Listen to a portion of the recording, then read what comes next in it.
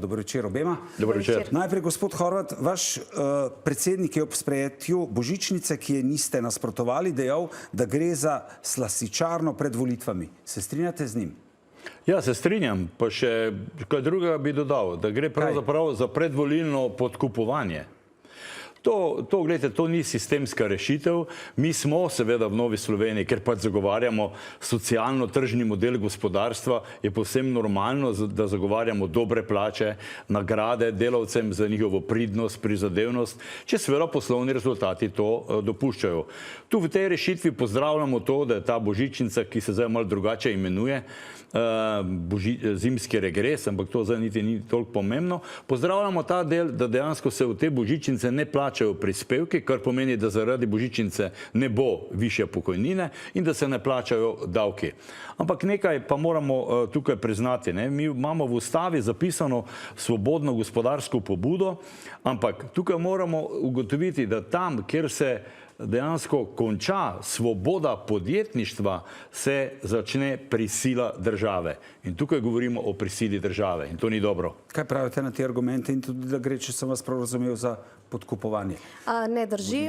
Mi smo že na začetku mandata obljubili vsem državljanom obvezno božičnico, zato smo jo tudi pripeljali do te točke, da smo to tudi uresničili.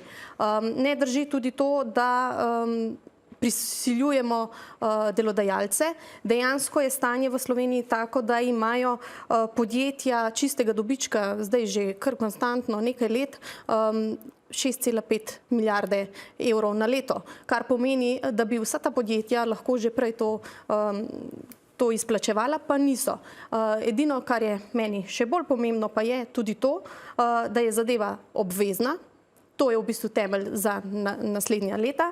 In pa še druga stvar, na katero pa pozabljamo, je pa še zimski dodatek za upokojence, ki je prav tako obvezen. In v Svobodi podpiramo to in zato smo danes tudi glasovali pritrdilno. Moramo pa se zavedati tudi to, da je ključ do uspeha vsakega podjetja dober delavec oziroma zaposleni in vsakega zaposlenega je potrebno tudi nagraditi. Veste, da je nekako Nova Slovenija kot politična stranka znana po tem, da imamo najboljši gospodarski program. Mimogrede, glede na to, da je Golobova vlada dejansko ekonomsko politiko popolnoma zmaličila, mi pravzaprav nimamo ekonomske politike. Mi pripravljamo v Novi Sloveniji rešitve za naprej, razmišljamo naprej in v začetku decembra bomo predstavili rešitve, ki jih Slovenija še ni videla. Gre za to, da bodo naše rešitve pripomogle k razvoju naše države. Zdaj, če je to problem, da je slovensko gospodarstvo ustvarilo 6,5 milijarde dobičkov, to je danes povedal tudi gospod minister Mesec in pri tem nekako z neko mimiko kazal, da je to nekaj slabega. Dobiček je normalna stvar pri podjetništvu. Če ni dobička, ni podjetja. Ampak ne pove pa nišče drugega podatka. Pri teh 6,5 milijardah dobička slovenskega gospodarstva, koliko je pa to gospodarstvo investiralo?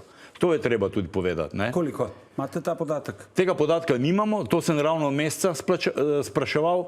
Običajno je pa tako, da so investicije na letni ravni, investicije gospodarstva približno 50% višje, kot je dobiček. Ne drži, da Golobova vlada ni nič naredila za podjetja. Če samo pogledamo v celem mandatu, je porabila za zagon podjetništva več kot milijardo evrov. Zelo pomembno je, da vemo, da je BDP danes precej nižji. Javni dolg je v deležu BDP-ja precej nižji, kot je bil in tudi še pada. Trenutno imamo najnižjo brezposelnost.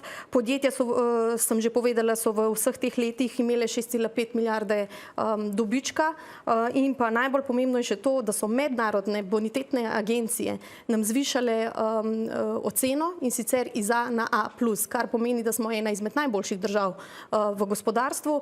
Zelo pomembno je tudi povedati, da imamo rekordno nizko brezposelnost in zelo veliko vlaganj tudi v cestno in železniško infrastrukturo.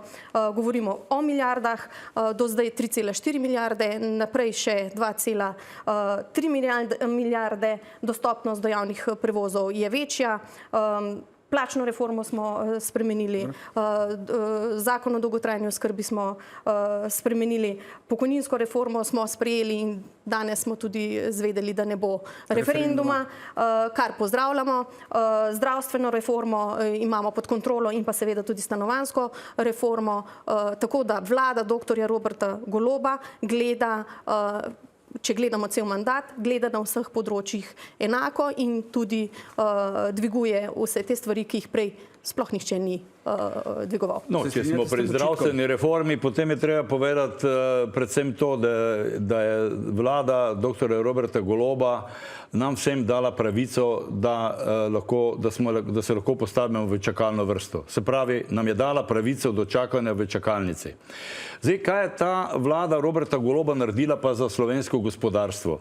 Glede, gospodarstvo so delodajalci in so delojemalci, se pravi tudi delavci. Zato še enkrat podpiramo socialno-tržni model gospodarstva. In če pogledamo vse zakone, ki jih je vlada prenesla v državni zbor in seštejemo finančne učinke teh zakonov za obdobje 23 do 28, 5 let, potem ugotovimo, da je vlada Roberta Goloba gospodarstvo in posameznike, vse nas, ki smo dohodninski zavezanci, dodatno obremenila za 7 milijard in pol.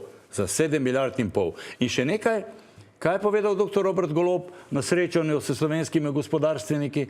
Povedal je, da če želijo optimirati svoje poslovanje, naj grejo na Hrvaško. In še več, da celo so menda poslovni pogoji za poslovanje podjetij v Bosni še boljši, da pa naj grejo v Bosno, če jim na Hrvaškem ni všeč. To je izgon gospodarstva. Tega ne vidite v nobeni evropski državi. Danes sem prebrala članek v Mladini. Podjetja se ustanavljajo v Sloveniji, ne glede na to, da so nekatera tudi šla ven iz države, še vedno imamo dovolj podjetij. Gospodarsko, kot sem rekla, javni dolg je nižji, podjetja so imela čiste dobičke, tako da jaz res ne vidim razloga, da ljudi oziroma zaposlene ne bi nagradili. Zelo pomembno pri tem zakonu je tudi še ena stvar. Vi govorite o slaščicah. Jaz bom pa rekla tako, to ni slaščica, to je temelj za naprej, da bo božičnica oziroma delo obravnavano kot nekaj dobrega in da bo delavec oziroma zaposleni lahko končno zadihal vsaj za božični del leta. Glejte, božičnica bi morala biti, zato se tudi imenuje božičnica, čeprav zakon je čist drugačen, je prenesel not neke pojme, ki jih Evropa tudi ne pozna. V božiču se navadno obdarujemo. In božičnica pomeni, da delodajalec delavca obdari, mu da nagrado za njegovo prizadevnost, če so seveda poslovni rezultati dobri. In zakaj samo polovico minimalne plače? Zakaj samo 640 evrov? Zakaj pa ne 2000? Kakšno podjetje, ki ima, recimo kakšno elektroenergetsko podjetje, ki ima dobre rezultate, bi po mojem trdnem prepričanju si lahko privoščilo, da bi delavcem dalo 2000 evrov božičnice. Nekatera podjetja, približno polovica jih božičnico že izplačuje, tako da to ni nič novega, višjo kot 640 evrov. Nekatera vsak mesec dajo stimulacijo za delo in še nekaj, kakšen odnos ima ta vlada do normirancev, recimo. Že tretjič... Zdaj so dvignili na 120 000 in na 60 000. Ja, ampak to je že tretja sprememba normirancev v tem mandatu in vsakič je slabše. Poglej, treba je računati, zdaj nimamo toliko časa, da bi z računi pokazal, zakaj je ta rešitev, ki je bila danes sprejeta, slabša, kot je bila tista v času naše vlade. Če boste vi imeli na letni ravni 60 000 ali več, do 100 000 prihodkov, boste plačali 5-krat višji davek kot v času naše vlade. Je to boljše ali slabše? Slabše. Kaj pravite še na to in končamo? Najprej za božičnico. Božičnica je v znesku 639 evrov neobdavčena in neoprispevčena, kar je bolj ugodno tako za delodajalca kot tudi za zaposlenega, ker bo dobil neto na svojem računu in bo izplačeno do 18. decembra. To je zelo pomemben podatek za ljudi. Normiranci. Mi se moramo vprašati, kaj je bil sploh koncept oziroma cilj normirancev. Normiranci so bili postavljeni zato, da se nova podjetja zaženejo, da začnejo delati, da se postavijo na noge in mi z našimi spremembami ne spreminjamo tega koncepta. So se pa skozi leta se je ta koncept izrodil oziroma so se pojavile anomalije. Naš predlog je spreminja davčno stopnjo za izračun dohodnine na ta način, da nekdo, ki ima nad 72 tisoč evrov na leto, da bo pač plačal 35% davčno stopnjo. Jaz mislim, da je to edino prav, ker glede na to, da če govorimo o začetkih, o podjetju, ki je na novo postavljeno, potem računamo na to, da ima manjši tudi dohodek, čeprav si želimo, da ima več. Vlada je normirance izmaličila zaradi tega, ker se gre sveto vojno z zdravniki. To je to. V državnem zboru je predlog za normirance strani Nove Slovenije in upam, da se bomo takrat pogovarjali konstruktivneje. Bomo videli. Najlepša hvala obema, da ste bili. Hvala lepo za povabilo.